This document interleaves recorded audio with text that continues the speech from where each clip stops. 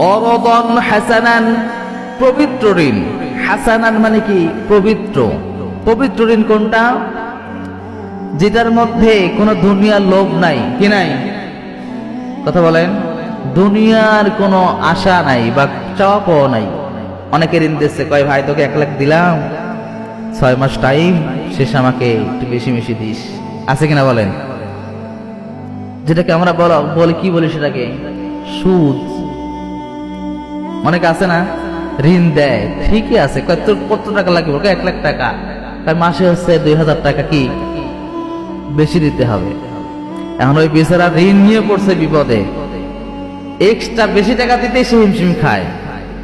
এই যে সমস্যাগুলা, এই জন্য আল্লাহ বলছেন করদন হাসানান, পবিত্রতম ঋণ দিতে হবে তোমাকে, যে ঋণের মধ্যে দুনিয়ার কোনো চাওয়া পাওয়া থাকবে না। একমাত্র কাকে খুশি করার জন্য, একমাত্র আল্লাহকে খুশি করার জন্য আমি তোমাকে ঋণ দিচ্ছি, হাওলাত দিচ্ছি তোমাকে।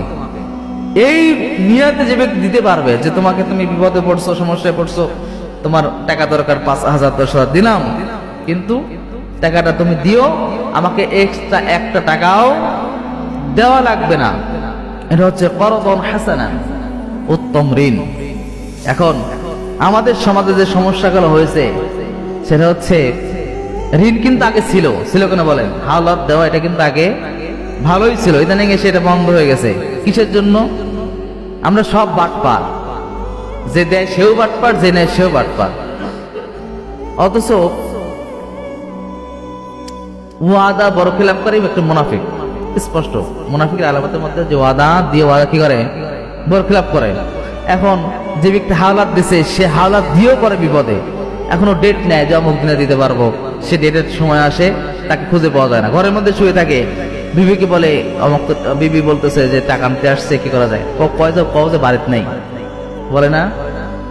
মানে এমন একটা পর্যায়ে আমরা চলে আসছি, মিথ্যা কথা একদম সিম্পল একটা বিষয়, মানে কোনো গুনাহই হয় না মনে হয়।